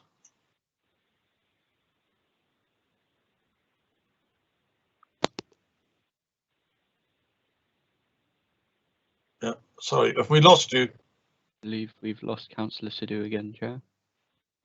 Hold on. Right, he's back again. Yeah, you back again, Councillor Sidhu? Sorry, Chair. It's all right. You've obviously got an on-off button close to your microphone button, I should think. So, thank you, Anne. You know, just an observation. You know, this Chiswick cinema, it would be a high-end, like expensive tickets and expensive bar. Like it will be a comparatively the people who are coming to see the film with the children. I don't think that they will be like more sort of troublemaker. Can I ask you, are you going to ask a question, Councillor Sidhu? Sorry, we've got a chance to make other comments later. Okay, I'll leave it, Chair. I have no questions. Okay, right. Okay. May I ask something, Chair? Is there a possibility? I believe there may not be a chance, but is there a possibility that one can ask the cinema to join with the neighbours in what the wording that they put on their website, discouraging people? Yeah, I mean, we can't force no, you can't. Applicant to do that, but it was, and it has been in the past with certain realms where we do ask a sort of good neighbourly compact in regards to certain issues, and I'm sure this is one of those that would prevail. And I would guess, having listened to Mr. Smith, that I don't think that the cinema would be not in favour of that. I think they would accept that, if I read it right. But we would be asking them to. So let's put it like that. Can't say no. It's not something we can force, but we can ask. No. And what does Mr. Smith say in response to that? I was going to respond on a number of points and just, is that all right, councillors, and perhaps start with... I'm giving you the opportunity. Well, what I'm doing now is if you've got any questions of the projector, then if you can ask those now, we will come to summing up after that, where you have the last word, as it may be, on summing up. So if you're going to do that, if you could do it in that space. It might just help if I just pointed out, we'd be more than happy to, I think probably to consult with the neighbours, our resident neighbours, about the wording for the website, and we're quite happy to put on the means of public transport, and we're also quite happy to put on there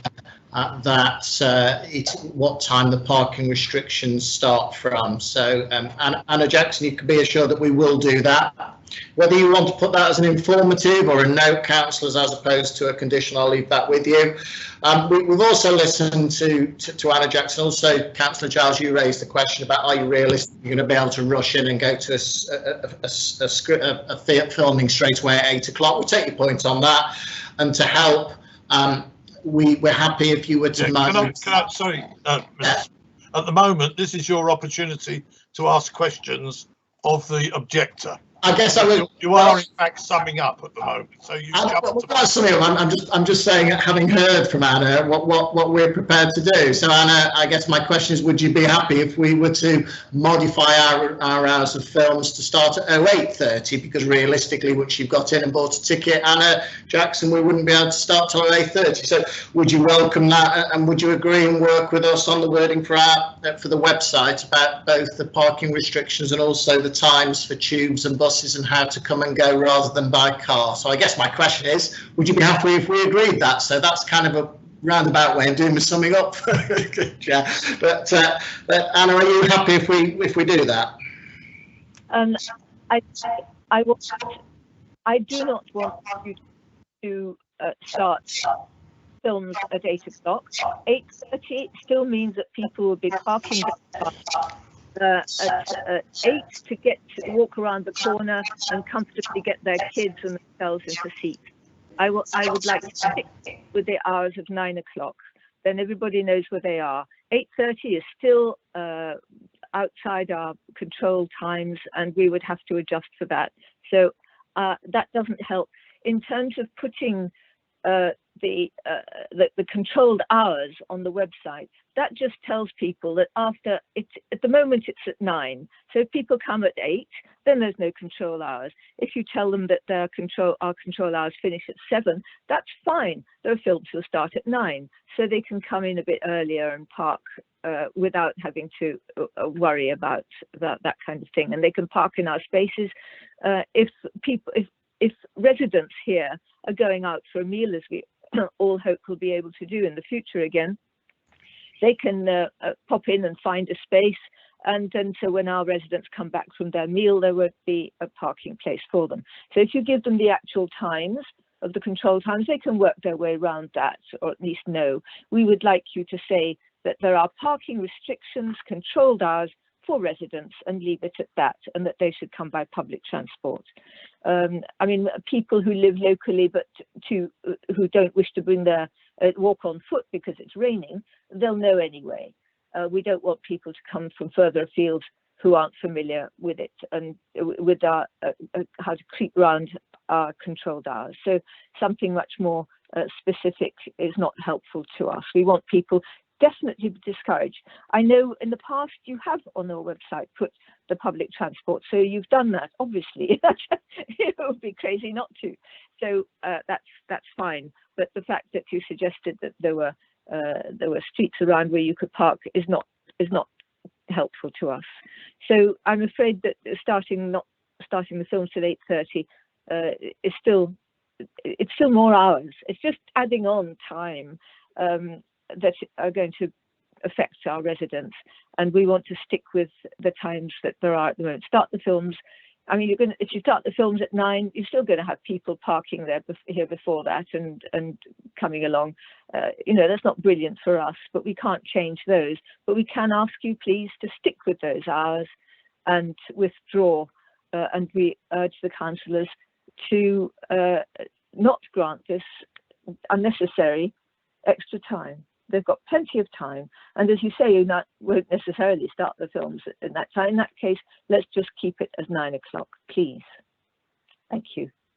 Right, you are aware, Anna, aren't you, that the opening time is set at 8 o'clock? Oh yes, it didn't used to be. Well, no, it has been right from day one. It has been it has crept in. It's crept back from. It's on the original application in 2014. 8 o'clock opening, not film showing, but opening. Oh right. So what I'm saying is that you must take, it's not putting the film back won't restrict people from coming in through the doors or turning up at 8 o'clock because they have access at 8 o'clock. Of course, Chair, you're absolutely right. But if they were to come in for a 9 o'clock showing, that's different from them coming in at an 8 o'clock showing. Everything is automatically pushed back by an hour, and otherwise they wouldn't be asking for it. Yeah, okay, right. Okay, so that is right, all the questions. So we're going to go now to summing up. So what I'd ask is, Anna, if you would sum up for the objectors, but could you do it without briefly. Briefly, without repeating something that you've already made, just really summing them up, and please don't introduce any new matter. No, I won't. Right. I would like to sum up by saying that this is a residential area, and the public nuisance to children, to residents, to parking, to traffic, to noise and disturbance, all the 4 things that we are asked to look for in licensing. These would all be exacerbated. They're going to be bad enough as it is, but it was exacerbated by early extended hours of showing films, and we ask you to maintain the hours currently in operation. And also by regarding capacities, once the cap is removed, then there's no cap, obviously. And so we ask you to reject this application on the grounds of public nuisance, noise, traffic, parking, prevention of public nuisance, protection of children from harm. We can't just go by the number of members. They'll bring their bona fide friends, and other people can buy tickets. So I think that's, I just urge you, please, because we'll be living with this for a long time to come. Thank you, Chair. Right. Okay. Thank you, Anna. Right. Mr. Smith, do you have say on summing up? Yes, I do, and I will probably be longer than Anna, but I think Anna had considerably longer than me, and then in answering some of the questions carried on presenting the case. So just to clarify one thing, councillors, with you, that Anna Jackson's mentioned that we keep wanting more hours and have crept the hours.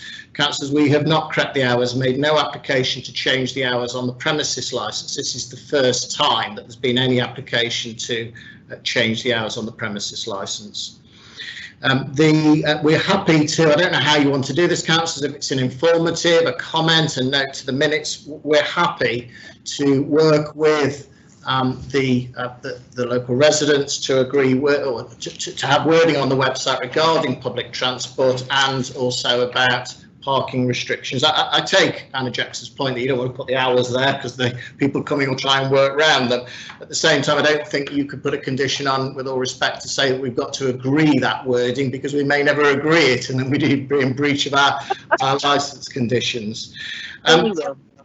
So we will work together, of course, and we have had information there about public transport. It will be on there, and yes, we're quite happy to work and put something on there in consultation and discuss it with Anna and the fellow residents as well.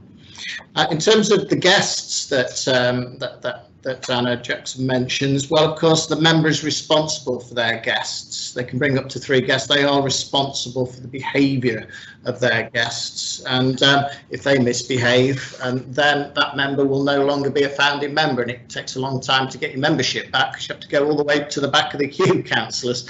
So to sum up on the hours, the opening hours, you're quite right, Councillor Foote, that we've had 8 o'clock ever since the start, so the premises can actually open from 8 o'clock anyway.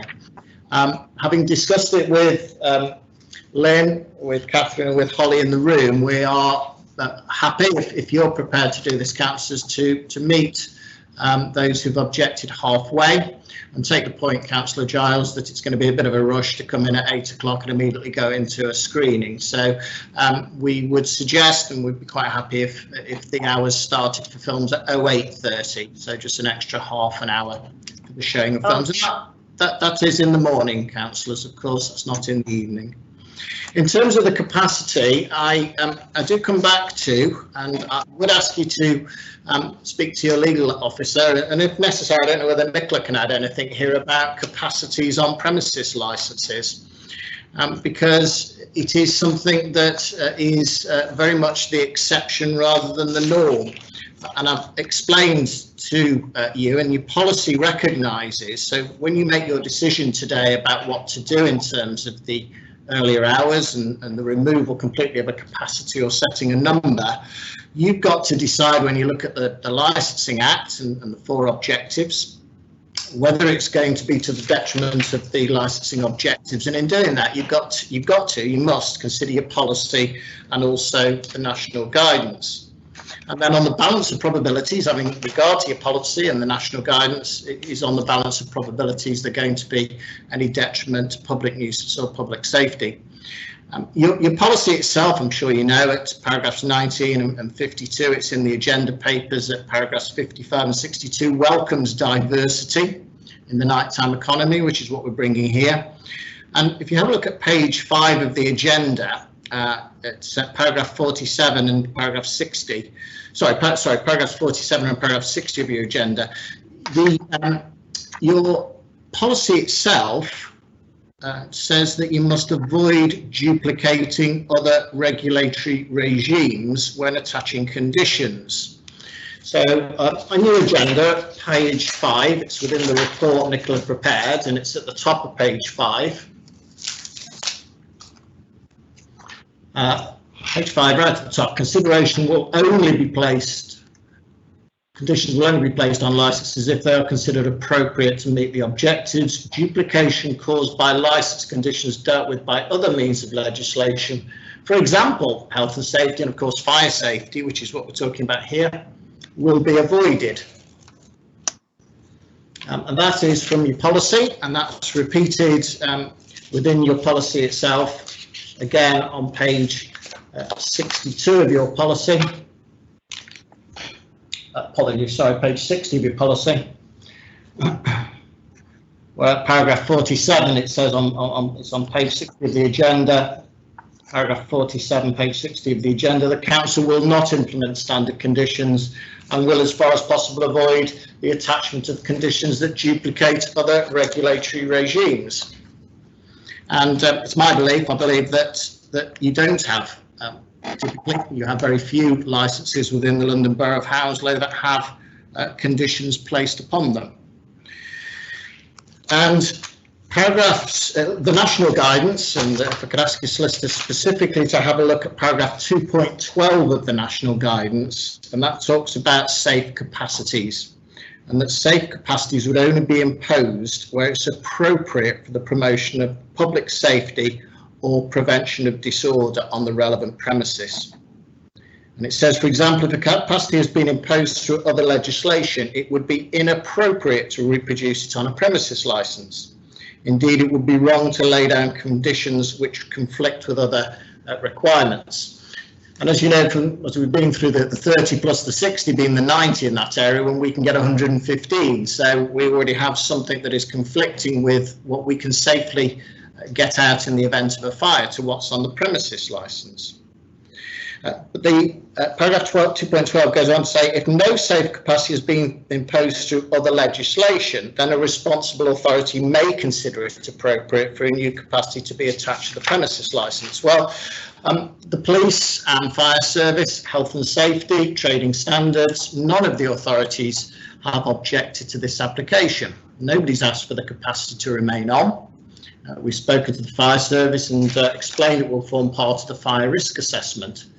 Because I stress again, I hope you understand, I think you understand that, I'm sure you understand that we must have a fire risk assessment. Councillor Giles, you're laughing.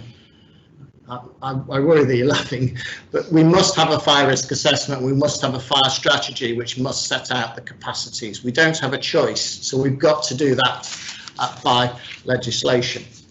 If you're not minded to remove the capacity condition completely, then yes, we've been discussing around how it should be amended, and the number of people then will be limited to no more. The condition 4 will be amended to read: the number of people on the premises will be limited to no more than 403 in the auditorium, 60 in the ground floor bar. Now, to be absolutely clear about that, councillors, that's the ground floor bar as you walk into the right. You come into a foyer where there's no bar, there's no screening, but you come into a foyer which is a transient area. People are going through there waiting to go into a film, so it's an area, it's a thoroughfare for people to go to and from the screens. There's no capacity set for that area because you're coming and going to films and to other areas. And then you've got 60 on the first floor terrace and 30 on the first floor restaurant. And we're suggesting that figure should be 115. And we've also suggested then a condition, which is in the application, that the people who are in the first floor terrace and who are on the first floor bar restaurant, they will be, it's an area reserved for members, bona fide guests, and those attending pre-booked ticketed cinema events such as Q&As and Meet the Director Film Festival. So that's in the application, and that's the first floor restaurant and terrace areas, Councillor. Just to be clear though, that condition wouldn't extend to the private dining and screen 5. So the private dining and private hire, how that works, that is 16 people who can have a dinner, and having had a dinner in the private hire room, they then go into the screen. So those, whilst they're counted within the 115, they may not be founding members. That could be a birthday party, a group of 16 people. So the condition that's listed there in our application is for the first floor restaurant and terrace area. It's limited to founding members. We're asking as well for bona fide guests, but it wouldn't extend to screen 5 and private hire. So I don't know whether, if you manage to attach such conditions, if the solicitor wants to run these past me before imposing them, of course I'm more than happy to have a discussion about that. So I've dealt with the starting hours. We've made modification. We will, yes, as Anna Jackson's requested, work on the website. I'd ask you to remove the condition entirely, but if you're not with me on that, then those areas that are mentioned, if you could modify them as suggested. Which matches up then certainly the issue around the bar diner at first floor area, which is a large area for only 30 people. It addresses that, and we can accommodate those numbers in that area. But it would never be the case that this would mean an unlimited number of people suddenly coming into this cinema. And of course the numbers are, when you compare the numbers to the numbers which are already stated on the licence, I think we've identified that would mean another 10. Obviously you do have the foyer area with people in that transient area, but that's never been included in the capacity numbers. Thank you very much, councillors, and I've no more to say. Thank you. Thank you. Right. Right. We'd now like to. I'd like to invite our legal advisor to clarify the procedures before making a decision on what options are open to us as the licensing panel. So, are we there? Kenneth? Oh. She still seems to be on the list of participants, Chair. Sorry, Chair, I am. I was just trying to mute myself.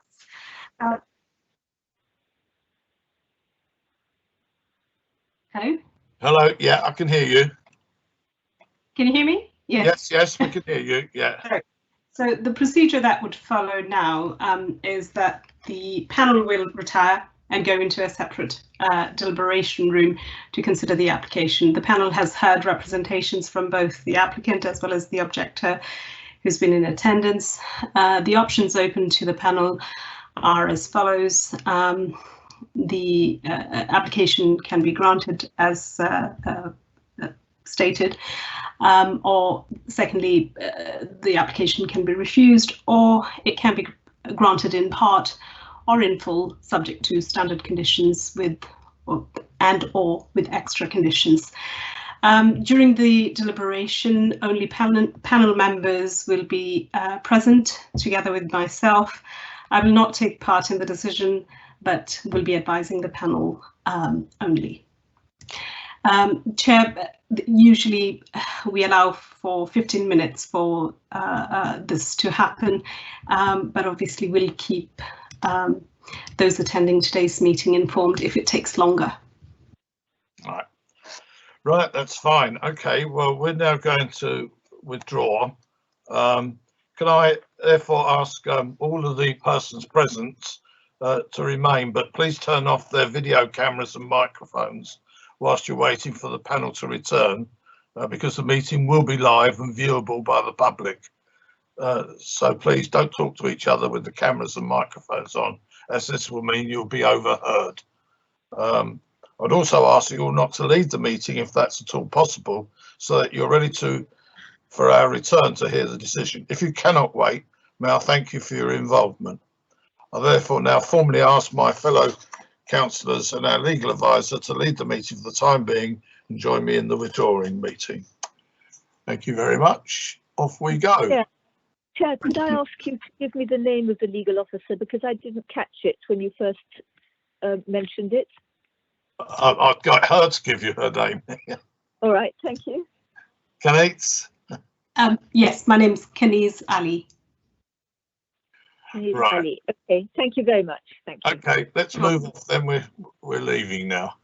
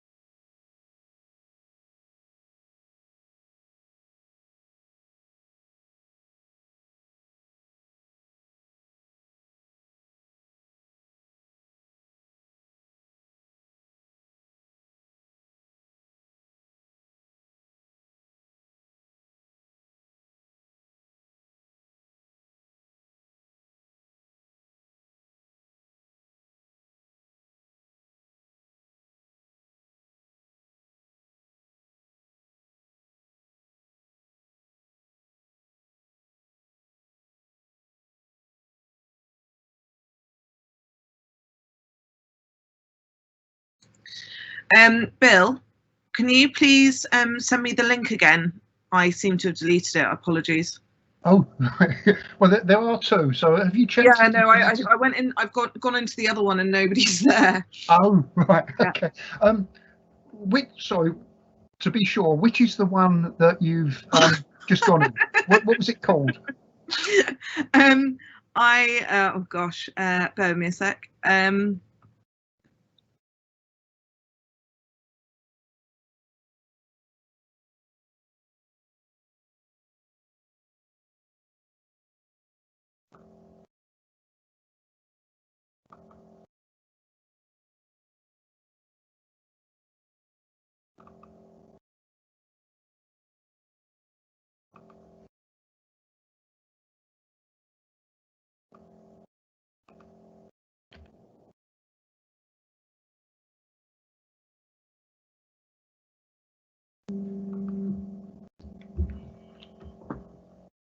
Hello, Councillor. Oh, is this because we've got the two? Councillor Giles has just said that she's accidentally deleted the link, so I've sent it again. So of course, right. Have you tried the other room? Because there's two. Yeah, people.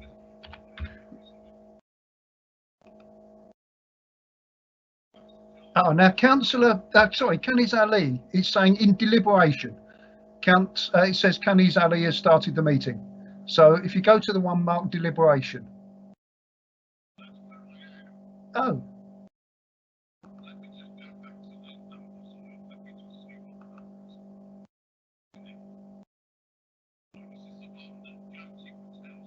Yeah, that one, I think. Oh, right. So that one's. Yep.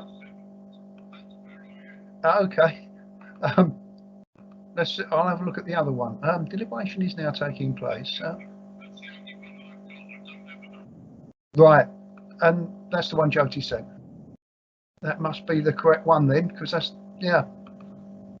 oh, right. Now mine's playing silly buggers and connecting. I'll give up with that one, and I'll try again on getting in another way. Cancel, go away.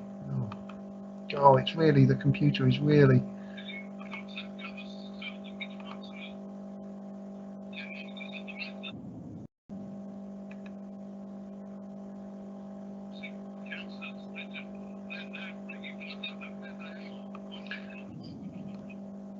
Right. Okay. Now, right. Councillor Giles has just emailed to say, cheers, we're still waiting for Richard.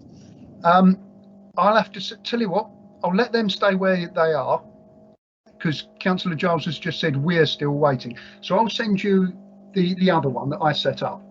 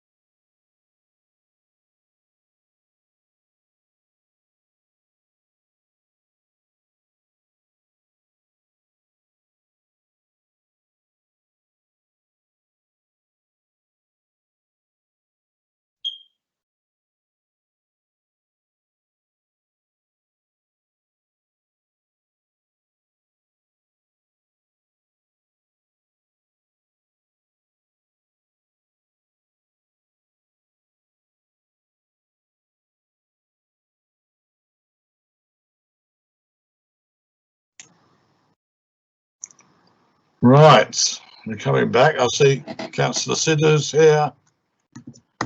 Councillor Giles is here. I'm here.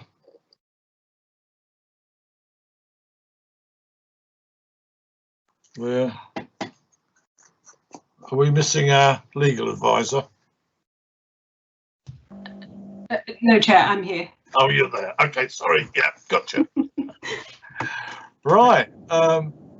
Hello, this is Bill. We have, I think everybody, yep, Mr. Smith's here, Ms. Jackson's here. I think we can go ahead there, Chair.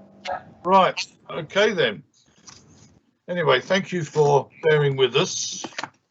We had some problems getting in and out the other room originally, but we're all got eventually to the same place. Right, we've reached a decision, and we have agreed to grant the application with the following. Let's put it as entries on there. Let's say 3 items. Right, on the question of section, what was it? Annex 2, section 4.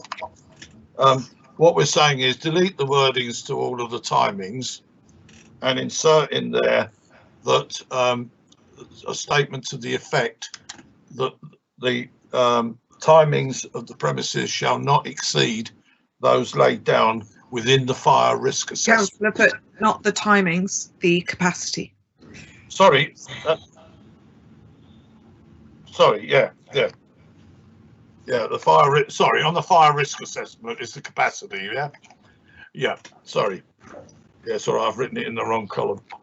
Yes, okay, so yes, so we've saying that in there should appear that the persons there should not exceed those shown in the fire risk assessment. So I think that way that brings it all into line then. On the second issue is the question of times on starting, and we accept the offer from the applicant to start the film showing at 8:30, and so that would be the only changes in those times. There'd be no change to the current finish times, and we're saying that the start time of the filming would be 8:30.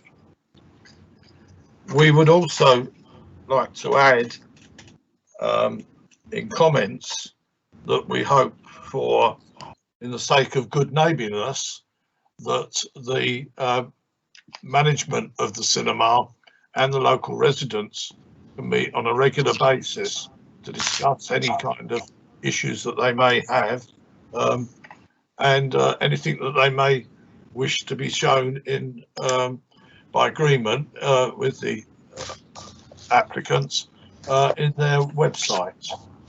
So we would ask that, which is generally we ask of most of our situations like this, that we ask that good neighbourliness is a feature that should be in all of these things. And therefore, we now get to the point that I officially say there is a right of appeal against this ruling. The ruling itself will be issued in writing within 5 working days, and where all of the details will be filled in, but basically it is as I've said. Chair, could I ask one question about, or your legal advisor, about the condition which we offered up? Have you imposed the restriction that the first floor restaurant and terrace will be reserved for members and bona fide guests? Did you impose that as a condition, sir? We hadn't, but I'm looking at my 2 colleagues. Are you okay with that, Councillor Giles? Yeah. I have no objection. No brainer, yeah. Yeah, we did offer it up, so it's members and bona fide guests. Yep. Obviously more restrictive than it being open to the general public. Thank you, Councillor. Okay, so are you okay with that, Canis? Are you with me? Sorry, Chair. I'm just Yeah, typing I'm away okay with that. as you were talking. So the wording that I've got is it is only to members and bona fide guests. Yeah. Am I right, Mr. Smith? Yes, and it's also those attending pre-booked ticketed events. It's as per page 11 of the agenda that we put the condition with the bona fide guests added, so members and bona fide guests. Yeah, I think when you get the final paper, it will have all yeah. the I's crossed and the T's dotted. I'll be lawyery about it, so thank you. Right. Other than that, can I thank you all very much? I know my two colleagues and myself have a full council meeting to attend in approximately an hour, which is likely to go on because it's the budget making one. Anyway, thank you all for your attendance and thank you for your assistance in helping us reach a decision. Thank you very much. Well, good evening. Thank you very much. Thank you. Thank you. Thank Thanks you. very much, everybody. Thank you very much. Good night. Thank you.